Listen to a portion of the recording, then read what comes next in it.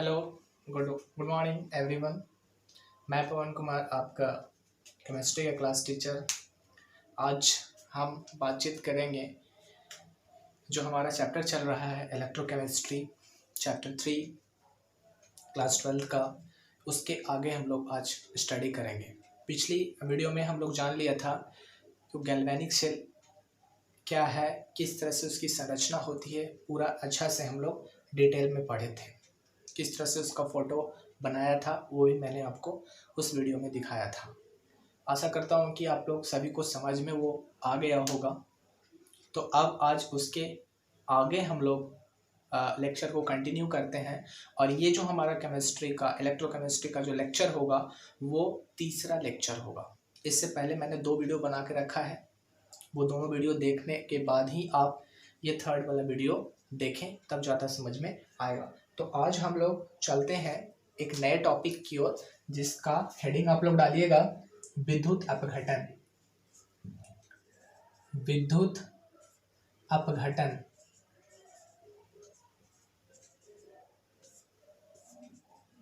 विद्युत अपघटन किसको कहेंगे? विद्युत अपघटन बोलने से लग रहा है कि यहाँ पर विद्युत का इस्तेमाल होगा। विद्युत अपघटन यहाँ लग रहा है कि यहाँ पर किसका उपयोग होने वाला है? विद्युत का। तो ध्यान दीजिए, इसको हम परिभाषित कैसे करेंगे। तो सबसे पहले ध्यान से सुनिएगा मेरे परिभाषा, और उसको फिर कॉपी में हम लिखवाएंगे, उसको नोट डाउन करेंगे। तो सबसे पहले समझना जरूरी है कि आखिर विद्युत अपघटन कहते किसको हैं। विद्युत अपघटन कहते किसको है। एक तो बात यहाँ पर जरूरी है कि इसमें जो उपयोग होने वाला है वो विद्युत उपयोग होगा, विद्युत धारा उपयोग होगा। तो ध्यान रखना है, किसी भी यौगिक होना चाहिए, कैसा भी यौगिक होना चाहिए, या वो द्रवित अवस्था में है, समझ रहे हैं ना, या तो वो द्रवित अवस्था में होना चाहिए, किसी भी तरह का यौगिक होना चाहिए, या तो वो द्रवित अवस्था में होना चाहिए या घोल के अवस्था में होना चाहिए। द्रवित अवस्था या घोल के अवस्था में होना चाहिए, और उसके ऊपर विद्युत धारा का प्रवाहित करवाना है। क्या प्रवाहित करवाना है? विद्युत धारा को प्रवाहित करवाना है। विद्युत धारा को प्रवाहित करने से रासायनिक अपघटन जो होती है, किसके द्वारा? विद्युत धारा के द्वारा। किस पर? उस यौगिक पर जो यौगिक या तो घोल के रूप में है या तो द्रवित अवस्था में है, ठीक है। और उस पर क्या लगा है? विद्युत धारा। तो जिससे रासायनिक अपघटन होगा, इसी को हम लोग कहते हैं विद्युत अपघटन। इसी को हम लोग क्या कहते हैं? विद्युत अपघटन। तो अब चीजें क्लियर हो गई कि ये एक घोल है, ये एक हमारे पास क्या है? घोल है, ठीक है। ये घोल जो है ये कौन सा अवस्था में है? ये द्रवित अवस्था में है। ये कौन सा अवस्था में है? द्रवित अवस्था में, ठीक है। ये कौन सा अवस्था में है? द्रवित अवस्था में है। तो इसमें हम लोग क्या करेंगे? विद्युत धारा का प्रवाहित करवाएंगे। क्या करेंगे? विद्युत धारा को प्रवाहित करवाएंगे। विद्युत धारा को प्रवाहित करवाएंगे। जब प्रवाहित करवाएंगे तो ये क्या होगा? विद्युत रासायनिक अपघटन हो जाएगा। क्या हो जाएगा? रासायनिक अपघटन होगा, और इसी को हम लोग क्या कहेंगे? विद्युत अपघटन। तो परिभाषा लिखिएगा आप, किसी यौगिक की द्रवित अवस्था, किसी यौगिक की द्रवित अवस्था या घोल में विद्युत धारा द्वारा रासायनिक अपघटन को विद्युत अपघटन कहते हैं। विद्युत अपघटन कहते हैं। ये हो गया परिभाषा इसका। अब हेडिंग डालेंगे। इस विद्युत अपघटन समझ लेने के बाद अब जो हमारा जो नया चैप्टर नहीं कहेंगे, नया जो टॉपिक है वो बहुत ही इम्पोर्टेंट रहने वाला है, ठीक है। अब एक नया जो चैप्टर है, हम लोग अभी पढ़ रहे हैं इलेक्ट्रोकेमिस्ट्री बेसिकली, और उसमें ही एक टॉपिक है, ये भी बोर्ड एग्जाम में बहुत बार पूछा जाता है। तो आप लोग हेडिंग डालिएगा कोलराउस। यहाँ कोलराउस बढ़िया से लिखिएगा, कोलराउस का नियम। ये भी बोर्ड एग्जाम में बहुत बार पूछता है, कोलराउस का नियम। कोलरॉस का नियम को डिफाइन करेंगे, इसका फॉर्मूला लिखेंगे, इस पर जो बेस्ड न्यूमेरिकल्स जो होते हैं वे बोर्ड एग्जाम में पूछे जाते हैं, तो वो भी हम लोग यहाँ पर देखेंगे। तो सबसे पहले कोलरॉस लॉ है क्या, तो सबसे पहले ये पाई की तरह उल्टा भी लिखेंगे और यहाँ पर ये चीज देंगे। तो इसका मतलब ये है, ये अनंत तनुता पर मोलर चालकत्व, ये ध्यान रखना है, अनंत तनुता पर ये क्या है, मोलर चालकत्व है।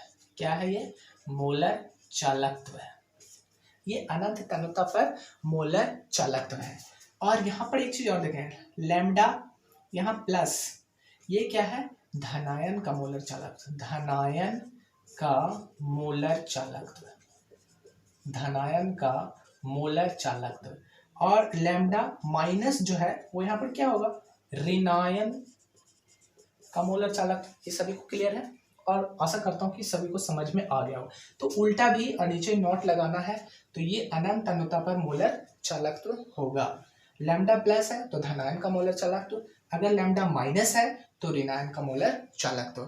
तो कोलरॉस का नियम क्या कहता है वो जरा ध्यान से सुनिए। कोलरॉस का नियम ये कहता है कि अनंत तनुता पर जो मोलर चालकत्व जो होता है वो धनायन का मोलर चालकत्व और ऋणायन का मोलर चालकत्व दोनों के योग के बराबर होता है।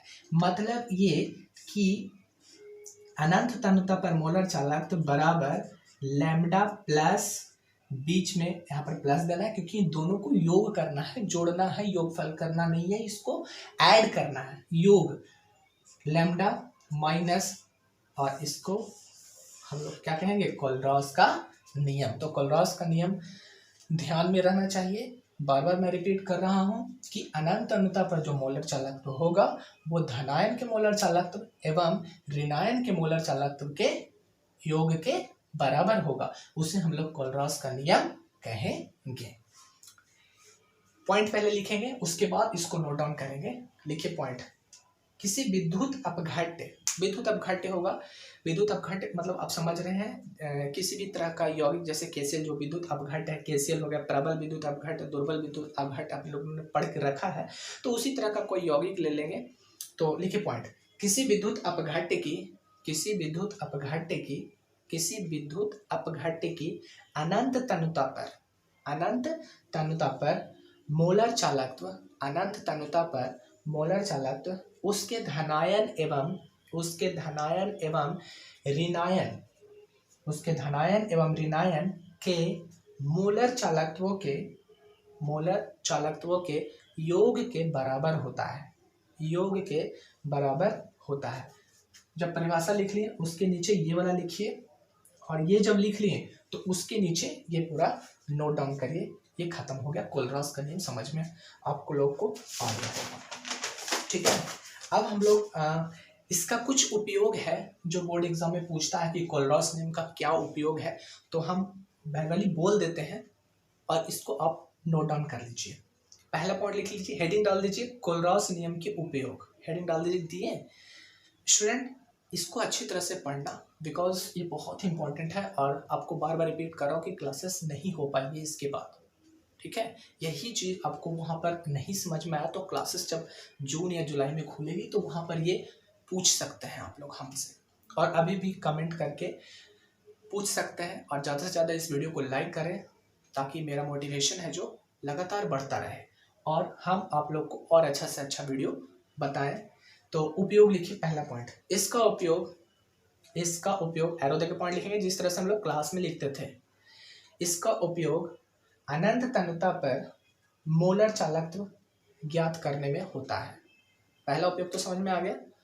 इसका उपयोग जो है अनंत तनुता पर मोलर चालकत्व ज्ञात करने में होता है, कोलरॉस का नियम। दूसरा पॉइंट लिखेंगे, इसका उपयोग अम्लों की क्षारकता ज्ञात करने में होती है। इसका उपयोग अम्लों की क्षारकता ज्ञात करने में होती है। तीसरा पॉइंट, इसका उपयोग दुर्बल अपघट्य के, दुर्बल अपघट्य के, इसका उपयोग दुर्बल अपघट्य के विघटनांश, विघटनांश ऐसे लिखेंगे,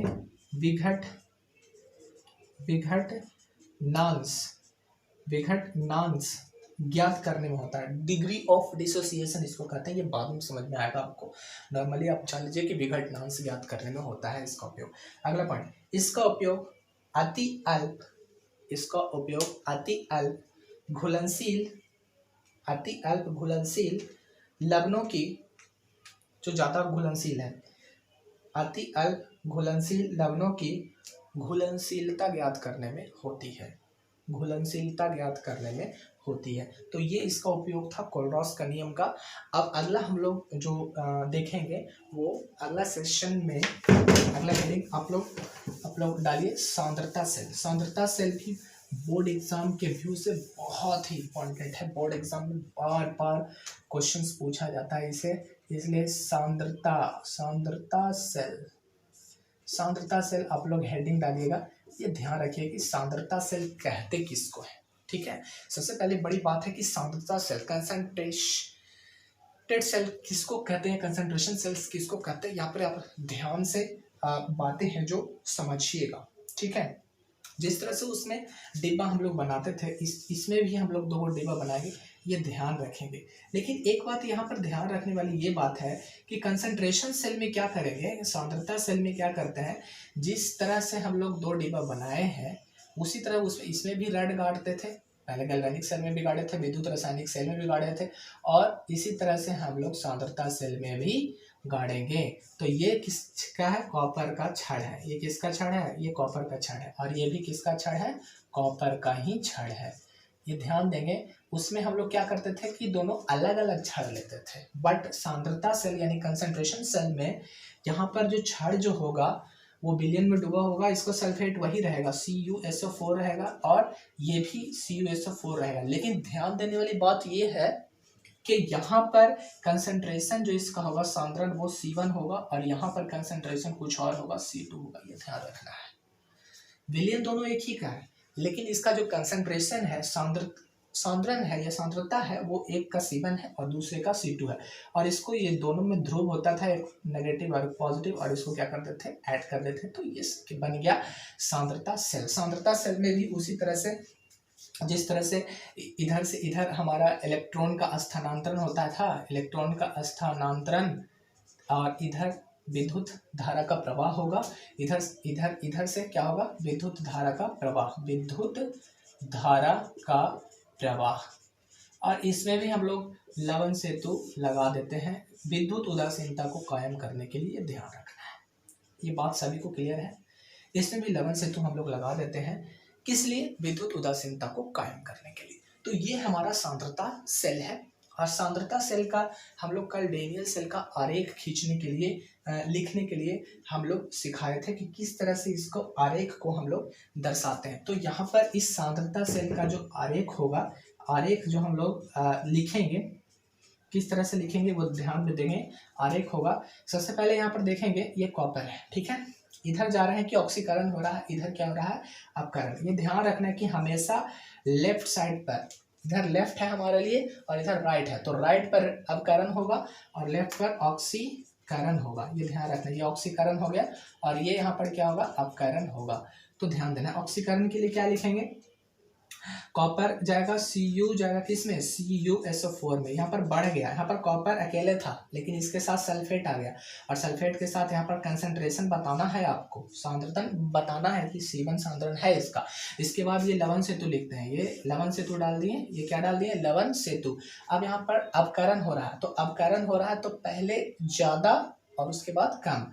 तो ज्यादा कौन है, हमारा CuSO4 है, ज्यादा कौन है, CuSO4, और इसका कंसंट्रेशन यानी कि सांद्रण कितना है, C2 है, और ये घट के किसमें चला गया है, Cu में चला गया। किसमें चला गया है, Cu में। तो ये आरेख है और ये डेनियल आरेख है। ये बोर्ड एग्जाम में बहुत बार पूछा जाता है दोस्तों, ये लिखने आना चाहिए आप लोगों को। तो इसका हम लोग अगर आरेख लिखना चाहेंगे तो कॉपर का तो छड़ लगा हुआ है, तो इसलिए Cu कौन सा विलयन में डूबा हुआ है, CuSO4 का ये विलयन है हमारा, CuSO4 का यहाँ पर लिखे, कंसंट्रेशन इसका C1 है तो CuSO4 ब्रैकेट में लिखना C1। और ये जो दो पैरेलल लाइन है ये लवण सेतु को दर्शाए हैं, और इसके बाद यहाँ पर इस पर अपकरण हो रहा है इसलिए CuSO4 लिखें पहले, कॉपर नहीं लिखेंगे पहले। अपकरण में क्या होगा कि चीजें कमती है, तो कॉपर सल्फेट ज्यादा है और कॉपर कम है, तो यहाँ पर देख रहे हैं ज्यादा से कम हो रहा है, कॉपर यहाँ पर सल्फेट के साथ है, यहाँ पर कॉपर अकेले है, तो यहाँ पर अपकरण हो रहा है। यहाँ से यहाँ तक में क्या हो रहा है, अपकरण हो रहा है। ये क्या हो रहा है, अपकरण हो रहा है। जबकि यहाँ से यहाँ ये क्या हो रहा है, ऑक्सीकरण हो रहा है। ये ध्यान देंगे बच्चों, ऑक्सीकरण और अपकरण यहाँ पर समझने वाली बात है। तो पॉइंट जल्दी से लिख लेंगे। सांद्रता सेल, वह सेल, पॉइंट लिखेंगे, वह सेल जिसमें दोनों इलेक्ट्रोड एक ही धातु के हों। इलेक्ट्रोड जो होना चाहिए वो एक ही धातु के होना चाहिए, दोनों इलेक्ट्रोड एक ही धातु के हो, लेकिन विद्युत अपघट्य के विलयनों की सांद्रता जिसमें दोनों इलेक्ट्रोड डूबे हों,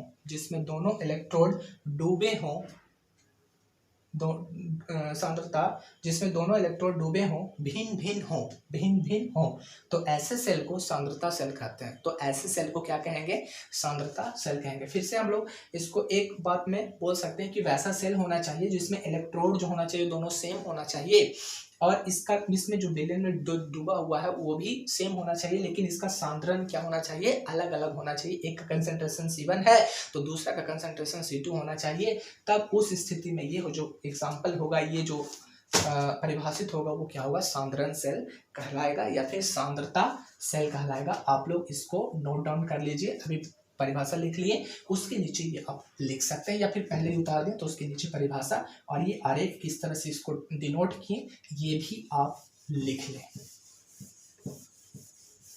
अब आगे हम लोग वीडियो में आगे बढ़ेंगे, और एक चीज बहुत ही बोर्ड एग्जाम में बेहतर चीज है कि पूछता है कि किसी सेल का ईएमएफ ज्ञात करें, इलेक्ट्रोमोटिव फोर्स, विद्युत वाहक बल किस तरह से ज्ञात करते हैं, ये भी हम आपको सिखाने वाले हैं आज के वीडियो में। तो आप सबसे पहले हेडिंग डाल दीजिए, किसी सेल का ईएमएफ की गणना, किसी सेल का ईएमएफ की गणना,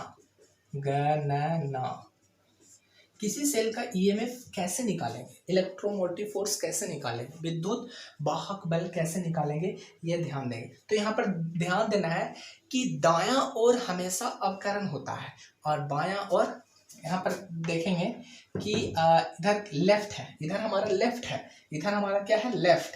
तो लेफ्ट पर लेफ्ट LEFT लेफ्ट, और इधर राइट है, ठीक है, लेफ्ट है और राइट है। लेफ्ट पर हमेशा क्या होता है, ऑक्सीकरण होता है। क्या होता है, ऑक्सीकरण।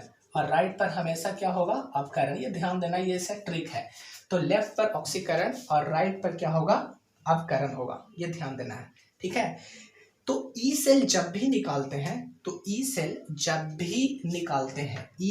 सेल का फॉर्मूला है, ई सेल मतलब इलेक्ट्रोमोटिव सेल, ई सेल बराबर क्या होता है, ER माइनस EL। ये बोर्ड एग्जाम में बहुत बार पूछता है, तो याद रखना है ई सेल बराबर क्या होता है, ER माइनस EL, ठीक है। मतलब R क्या है यहाँ पड़ी, राइट, मतलब अपकरण माइनस क्या, ऑक्सीकरण। तो पॉइंट लिखेंगे, किसी सेल के बाईं ओर, माफ करिएगा फिर से लिखिएगा, किसी सेल के दाईं ओर अपकरण तथा बाईं ओर, बाईं मतलब लेफ्ट, बाईं ओर ऑक्सीकरण होता है, बाईं ओर ऑक्सीकरण होता है। तो एक फॉर्मूला उसके ऊपर लिखिएगा, ई सेल बराबर ई, यहाँ पर R है, R पर क्या हो रहा है, अपकरण माइनस क्या, ई ऑक्सीकरण। अब इसके नीचे ये वाला लिख लीजिएगा, ई सेल बराबर ER माइनस EL, ई अपकरण माइनस ई ऑक्सीकरण। ये ध्यान दीजिएगा, बहुत ही इंपॉर्टेंट है। तो ई सेल बराबर क्या याद रखेंगे, अपकरण माइनस ऑक्सीकरण। मतलब राइट पर हमेशा अपकरण होता है और लेफ्ट पर हमेशा क्या होता है, ऑक्सीकरण होता है, ये ध्यान दीजिएगा। अब इसी बेस पर एक क्वेश्चंस कर लेते हैं, आप लोग नोट डाउन करिएगा। एक क्वेश्चंस जो बहुत ही इंपॉर्टेंट क्वेश्चन है, लिखिएगा, ईएमएफ ज्ञात करें, ईएमएफ ज्ञात करें। यहाँ पर देखना है ध्यान से, CU जो गया है, CO2 प्लस में CU गया है ये, और ये आरेख दिया हुआ है AG जो है हमारा AG प्लस से AG में गया है, मतलब यहाँ पर ऑक्सीकरण हो रहा है और यहाँ पर क्या हो रहा है, अपकरण। AG प्लस था और Ag हो गया घट के, तो यहाँ पर अपकरण और यहाँ पर ऑक्सीकरण, ध्यान देना है। अब इसमें कुछ दिया हुआ है कि यदि ई नॉट किसका Cu से Cu2+ का दिया हुआ है कितना, ये अभी क्वेश्चन में ही है भाई 0.34 वोल्ट, और ई नॉट इसका Ag प्लस से Ag में गया जो अपकरण हुआ है कितना दिया हुआ है 0.70 वोल्ट, ये ध्यान देना है, ये चीज दिया हुआ है, ठीक है, ये चीज हमारा दिया हुआ है। अब यहाँ पर नहीं, ये क्वेश्चन में यहाँ पर 0.80 वोल्ट है ना, 0.80 वोल्ट है। अब यहाँ पर ध्यान देना है कि यहाँ पर देख रहे हैं कि ये बढ़ रहा है ना। अब इसका सॉल्यूशन अगर हम लोग बनाएंगे तो यहाँ पर इसका ऑक्सीकरण हो रहा है कॉपर का, और Ag जो है Ag है उसका क्या हो रहा है, अपकरण हो रहा है। यहाँ पर देखेंगे, यहाँ पर लिखेंगे Cu से Cu2+, यानी कि ये क्या हो रहा है, ऑक्सीकरण, यानी कि यहाँ पर ऑक्सीकरण किस पर होता है, लेफ्ट पर कि राइट पर, याद रखेंगे कहाँ होगा ऑक्सीकरण जो होता है वो कहाँ होगा। अभी फॉर्मूला हम लोग लिखे ना जी, ई सेल बराबर क्या होता है, ER माइनस EL, तो लेफ्ट पर ऑक्सीकरण होता है, लेफ्ट पर क्या होगा, ऑक्सीकरण होता है, लेफ्ट पर हमारा क्या होगा, ऑक्सीकरण होगा, और राइट पर क्या होता है, अपकरण। तो यहाँ पर ये अपकरण है ना, अपकरण कितना है 0.8 वोल्ट, तो यहाँ पर क्या लिखेंगे, ER का जो वैल्यू होगा वो कितना होगा 0.80 वोल्ट, और EL जो है ऑक्सीकरण जो हो रहा है वो कितना है 0.34 वोल्ट होगा। तो यहाँ से ई सेल बराबर, अभी फॉर्मूला हम लोग पढ़े हैं क्या, ER माइनस EL, ठीक है, ER कितना हमारा 0.80 माइनस 0.34, तो आ जाएगा 34×6=40 और 40×40=80, यानी कि 46 वोल्ट आंसर हो गया। तो ये हो गया हमारा आज का वीडियो खत्म। अब इसके आगे हम लोग जो देखेंगे वो पढ़ेंगे कल के वीडियो में। तो इतना अगर समझ में आपको ये हौच पौच हो गया तो आप लोग कमेंट कर सकते हैं हमारे व्हाट्सएप ग्रुप पे, और वहाँ पर आप लोग को और अच्छे से समझा देंगे हम। अगर नहीं यहाँ पर समझ में आया तो इसको अगर बार बार आप वीडियो को देखिएगा तो आपको समझ में आ जाएगा। बस यहाँ पर पकड़ना है कि किसका ऑक्सीकरण हुआ है और किसका अपकरण हुआ। तो यहाँ पर देख रहे हैं कॉपर Cu2+ में जा रहा था, इसका ऑक्सीकरण हुआ है, और ऑक्सीकरण जो होता है वो हमेशा लेफ्ट पर होता है। कहाँ होगा, लेफ्ट पर होता है, ठीक है, ये ध्यान रखेंगे। अब ये हमारा हो गया। अब हम लोग अगले वीडियो में फिर से मुलाकात होगी, इसको नोट डाउन कर लीजिए, ये सॉल्यूशन है इसका, अब इसको नोट डाउन कर लीजिए। अब अगले जो वीडियो लेक्चर होगा उसमें हम लोग आगे किस तरह से पढ़ाई करेंगे वो हम लोग आगे बताएंगे, और फैराडे के नियम के साथ अगले वीडियो लेक्चर में प्रस्तुत होंगे। वो हमारा जो वीडियो लेक्चर होगा वो चौथा लेक्चर होगा। तो चौथा लेक्चर देखने से पहले इन तीनों लेक्चरों को बार बार रिवाइज करें, बार बार कॉपी में लिखें, और बार बार नोट्स को ध्यान से पढ़ें, ताकि कोई परेशानी ना हो इस दौर में। क्योंकि अभी हम लोग ऑनलाइन क्लासेस का व्यवस्था कर रहे हैं, तो अभी तो ऑफलाइन क्लासेस होने के कोई चांसेस ही नहीं है। तो आप लोग टाइम, अगर आप 25 मिनट इस पर दे देंगे हमें, तो बहुत ही अच्छा 1 घंटा का काम हमें निकल जाएगा, ठीक है। और अभी से पढ़ते रहिए, ताकि आपको बाद में ऐसा ना लगे कि सिलेबस मेरा खत्म नहीं होगा। सिलेबस तो अभी से दोस्त 2 बार खत्म हो जाएगा, टेंशन मत लें। आप सिर्फ और सिर्फ पढ़ाई करें। किस तरह से मैंने आपको सॉल्व किया, अगर थोड़ा सा भी प्रॉब्लम होती है तो हमें जस्ट कॉन्टैक्ट कीजिए, और इस वीडियो को ज़्यादा से ज़्यादा लाइक कीजिए, शेयर कीजिए। Thank you. जय हिंद, जय भारत।